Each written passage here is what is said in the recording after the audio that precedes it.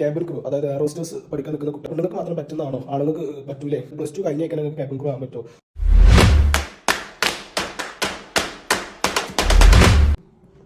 Hello guys, അപ്പോൾ blue ബാസിൻ്റെ പുതിയൊരു വീഡിയോയിലോട്ട് സ്വാഗതം.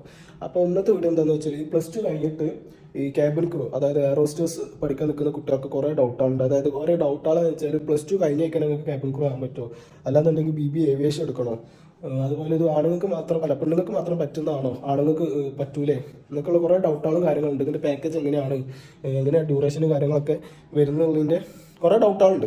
അപ്പോൾ ഇതിനെ കൊണ്ട് പറ്റുന്ന രീതിയിൽ ഞാൻ കുറച്ച് കാര്യങ്ങൾ പറഞ്ഞുതരാം. ഇതിലെന്തെങ്കിലും തെറ്റുണ്ടെന്നുണ്ടെങ്കിൽ പറഞ്ഞുതരാം എനിക്ക്, അല്ലാണ്ട് ക്ഷമിച്ചിട്ട് കാര്യമില്ല. അപ്പോൾ എന്തെങ്കിലും തെറ്റൊക്കെ ഉണ്ടെങ്കിൽ എനിക്ക് ഇത് തിരുത്തി തരാം. ആരെങ്കിലും ഇന്ത്യക്കായിട്ട് വലിയ മൂത്തപ്പാരത്തേലും ഉണ്ടെന്നുണ്ടെങ്കിൽ. പിന്നെ അപ്പോൾ ഈ +2 കഴിഞ്ഞിട്ട് നിങ്ങൾക്ക് എയർലൈൻസിൽ, അതായത് നിങ്ങൾക്ക് ഓരോ എയർലൈൻസിലാണ് നിങ്ങൾക്ക് ഈ പറഞ്ഞ ജോലി ഉണ്ടാവുക.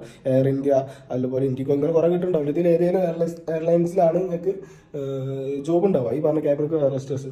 അപ്പോൾ നിങ്ങൾക്ക് ഈ ഒരു എയർലൈൻസ് പറഞ്ഞാൽ ഒരിക്കലും ഈ പറഞ്ഞ യൂണിവേഴ്സിറ്റി ബേസ്ഡ് അല്ലെങ്കിൽ ഏത് കോളേജിലോ സ്കൂളിലോ പഠിച്ച് നോക്കിയിട്ടല്ല നിങ്ങൾക്ക് ജോലി കിട്ടുന്നത്.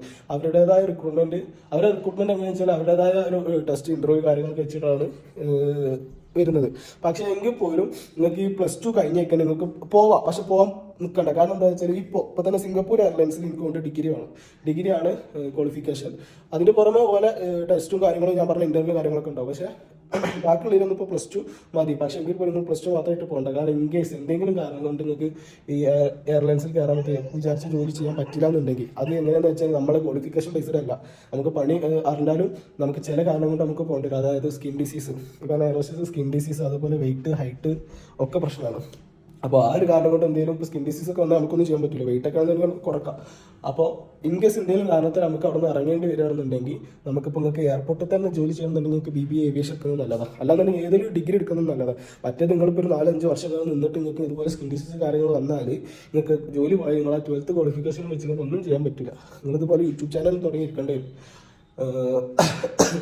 യൂട്യൂബ് ചാനൽ തുടങ്ങി വെക്കേണ്ടി വരും. അപ്പോൾ അതുകൊണ്ട് തന്നെ എൻ്റെ ഒരു പേഴ്സണൽ സജഷൻ എന്തായാലും നിങ്ങൾ ഡിഗ്രി എടുത്തിട്ടേ ഈ പറഞ്ഞ ഇതിന് പോകാൻ പറ്റുള്ളൂ. അത് നിങ്ങൾക്ക് BBA ഏവിയേഷൻ എടുക്കുന്നത്. ഇപ്പോൾ BBA ഏവിയേഷൻ ഈ ടോപ്പിക്കിൽ വരാൻ കാരണം എന്താ വെച്ചാൽ ഈ എയർപോർട്ട് ബേസ് ജോബ് കിട്ടുന്ന ഒരു ബാക്ക്ഗ്രൗണ്ട് എന്ന് പറഞ്ഞാൽ BBA ഏവിയേഷൻ. അതുകൊണ്ടാണ് എല്ലാവരും ഈ പറഞ്ഞ BBA ഏവിയേഷൻ എടുക്കുന്നത്, മനസ്സിലായോ? അപ്പോൾ അതുകൊണ്ട് തന്നെ എല്ലാവരും +2 കഴിഞ്ഞിട്ട് ഡിഗ്രി എടുത്തിട്ട് മാത്രം പോവാം. പിന്നുള്ള ഡൗട്ടാണ് ആണുങ്ങൾക്ക് പറ്റുന്നുള്ളത്. ആണുങ്ങൾക്ക് എന്താ പറ്റായി? ആണുങ്ങൾക്ക് എന്തായാലും പറ്റും, പെണ്ണുങ്ങൾക്ക് പറ്റില്ല നോക്കിയാൽ മതി. അവിടുത്താണ് കേട്ടോ. ഈ ആണുങ്ങൾക്കും പെണ്ണുങ്ങൾക്കും പറ്റുന്ന ജോലി തന്നെയാണ് എയർ ഹോസ്റ്റേഴ്സ്. അതെനിക്ക് കൊണ്ട് ഈ പേര് പറഞ്ഞിട്ട് അങ്ങനെ മനസ്സിലാവുന്നത്. ഇപ്പോൾ നേഴ്സ് എന്ന് പറഞ്ഞാൽ നമുക്ക് എല്ലാവർക്കും പെണ്ണുങ്ങളായാലും ഓർമ്മ വരിക. അതുപോലെ എയർ ഹോസ്റ്റേഴ്സ് നമ്മളിപ്പോൾ സിനിമയിലും ഇതിലൊക്കെ അങ്ങനെയാണല്ലോ കാണില്ല. അതുകൊണ്ടേക്കാണ്. അപ്പോൾ എന്തായാലും ആണുങ്ങൾക്കും ഈ പറഞ്ഞ പരിപാടി പറ്റും. അതായത് ഈ പറഞ്ഞ ക്യാബിൻ ക്രൂ അത് ആർക്കും വേണമെങ്കിലും ആവാം. പിന്നെ ഇവിടെയൊക്കെ എന്താണെന്ന് വെച്ചാൽ നിങ്ങൾക്ക് ഈ പറഞ്ഞ +2 കഴിഞ്ഞിട്ട് പോകാൻ പറ്റുമെന്ന് പറഞ്ഞല്ലോ. അപ്പോൾ ഇങ്ങനെയാണ് പഠിക്കുന്നു വേണ്ടതെന്നുള്ള രീതിയിൽ. അപ്പോൾ ഓരോ എയർലൈൻസും അവരുടേതായ ട്രെയിനിങ് വരുന്നുണ്ട്. ആ ഒരു ട്രെയിനിങ്ങിന് ഓരോ എയർലൈൻസിനും ഈ പറഞ്ഞ എന്താ പറയുക ഫീസ് ഉണ്ട്.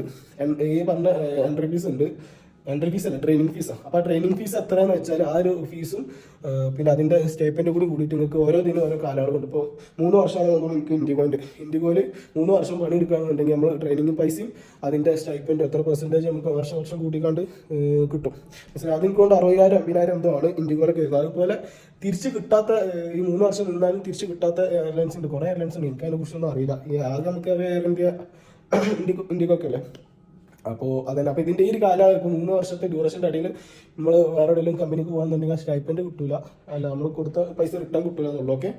പിന്നെ അപ്പോൾ ഇതാണ് ക്യാബിൻ ക്രൂ. അപ്പോൾ ഏകദേശം ഒക്കെ കാര്യങ്ങളൊക്കെ മനസ്സിലായിരിക്കും. നിങ്ങൾക്ക് ഈ ടോപ്പിക്കിൽ തന്നെ എന്തെങ്കിലുമൊക്കെ അറിയണമെന്നുണ്ടെങ്കിൽ ജസ്റ്റ് കമൻറ്റ് ചെയ്യുക, അല്ലാതെ നമ്പർ കൊടുക്കലുണ്ട്, ഒക്കെ ചെയ്യാം. ഓക്കെ. അപ്പോൾ എല്ലാവരും വീഡിയോ മാക്സിമം ഷെയർ ചെയ്യുക. ഈ എയർ ഹോസ്റ്റേഴ്സ് ഒക്കെ ആവാൻ നിൽക്കുന്ന കുറേ ആൾക്കാരുണ്ടാവും. ഓക്കെ. അപ്പോൾ ഓക്കെ, ബൈ.